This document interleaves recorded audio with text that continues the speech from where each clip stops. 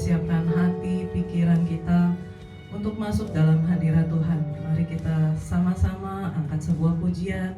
Saat ini saat indah.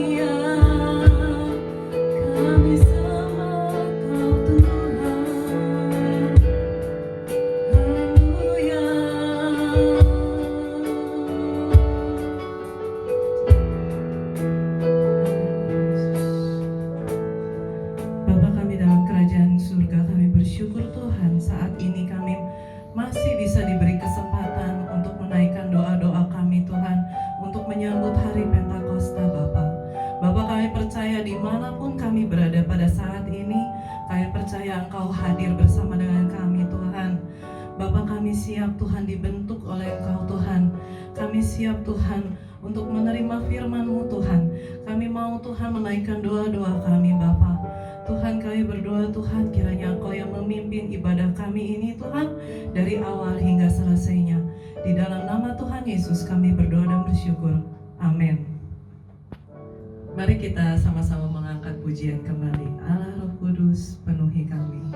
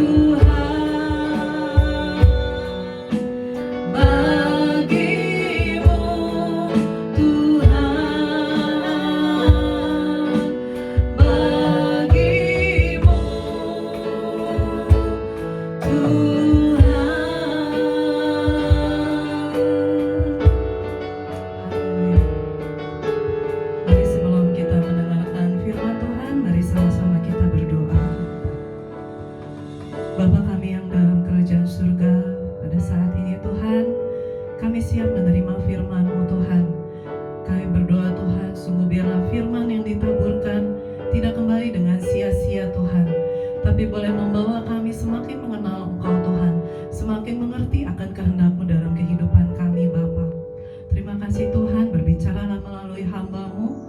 Kami siap menerima firman-Mu dalam Shalom Bapak Ibu Saudara sekalian. Mari kita perhatikan firman Tuhan pada malam hari ini tentang Roh Kudus. Hari ini kita akan baca dari ayat ke-8 sampai ayat yang ke-11. Mari sama-sama kita baca Yohanes 16 ayat 8 sampai 11. Saya akan bacakan untuk kita semua. Dan kalau Ia datang, Ia akan menginsafkan dunia akan dosa, kebenaran dan penghakiman. Akan dosa karena mereka tetap tidak percaya kepadaku, akan kebenaran karena aku pergi kepada Bapa dan kamu tidak melihat aku lagi, akan penghakiman karena penguasa dunia ini telah dihukum. Bapak Ibu Saudara sekalian, ada 3 hal yang Tuhan mau insafkan atau Roh Kudus mau insafkan dari dalam kehidupan kita ketika Dia mengirimkan Roh Kudus. Yang pertama akan dosa. Kalau kita lihat Yesaya 59 ayat yang kedua, dikatakan bahwa dosa itu yang memisahkan kita dengan Tuhan, sehingga manusia tidak percaya lagi kepada Tuhan, kata Yohanes di sini. Kemudian yang kedua tentang kebenaran, bahwa Yesus pergi kepada Bapa dan tidak akan melihat lagi katanya. Tapi kalau kita baca di Yohanes 20 ayat 29, dikatakan adalah lebih berbahagia kita percaya dan tidak melihat. Saat ini adalah peristiwa ketika Thomas tidak percaya bahwa Tuhan Yesus sudah bangkit. Dia harus mencocokkan jarinya ke bekas luka dari Tuhan Yesus. Di situ Yesus berkata, lebih berbahagia mereka yang percaya dan tidak melihat, katanya. Yang terakhir yang tentang penghakiman, bahwa di satu hari nanti penguasa dunia akan dihukum. Kalau kita baca di dalam Yohanes 16 ayat 33, dikatakan bahwa Tuhan sudah mengalahkan dunia. Jadi pada akhirnya nanti kita semua akan kembali kepada Bapa, dan saat ini kita perlu Roh Kudus yang mengingatkan kita akan 3 hal ini. Seperti yang terjadi belakangan ini, kalau kita harus beribadah sendiri, kita harus berdoa sendiri, kita harus membaca Alkitab sendiri. Tidak ada lagi orang yang mengingatkan, hei kamu ke gereja gak minggu kemarin? Atau apa kabar, kamu kok gak ke gereja sih minggu kemarin? Itu gak ada lagi yang bertanya. Saat ini hanya Roh Kudus yang mengingatkan kita. Apakah kita akan melakukan hal-hal itu di dalam kehidupan kita sehari-hari, atau kita melewatkan saja? Biarlah YouTube itu bisa diulang-ulang, biarlah nanti kita bisa nonton itu lagi. Atau kita komitmen mau melakukan ibadah kita setiap hari Minggu. Kita mau baca Alkitab, kita mau berdoa seperti yang biasanya kita lakukan kalau kita bersama-sama. Itu adalah satu pertanyaan. Kita perlu Roh Kudus untuk menginsafkan kita akan ketiga hal ini, Bapak Ibu Saudara sekalian. Yang pertama akan dosa, akan kebenaran, dan akan penghakiman nanti. Jadi kita sangat perlu Roh Kudus di hari-hari ini atau di hari-hari ke depan. Biarlah Roh Kudus yang menginsafkan kita akan hal-hal ini. Mari sama-sama kita berdoa, kita mau minta sama Tuhan bahwa biarlah Roh Kudus itu ada di dalam setiap jalan kehidupan kita. Mari sama-sama kita berdoa. Tuhan Yesus, kami perlu Roh Kudus-Mu setiap hari Tuhan, untuk mengingatkan kami akan hal-hal ini. Biarlah sungguh kami mau komitmen akan jam doa kami, jam kebaktian kami, dan kita boleh insaf akan dosa kami Tuhan yang memisahkan antara kami dengan Tuhan.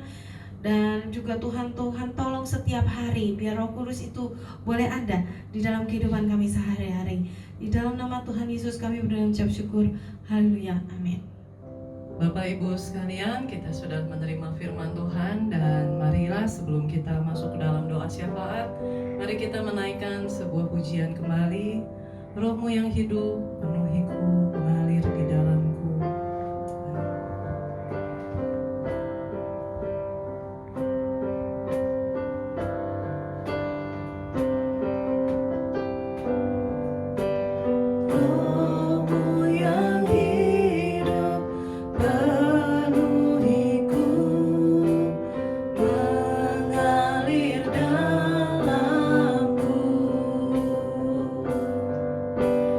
Jiwaku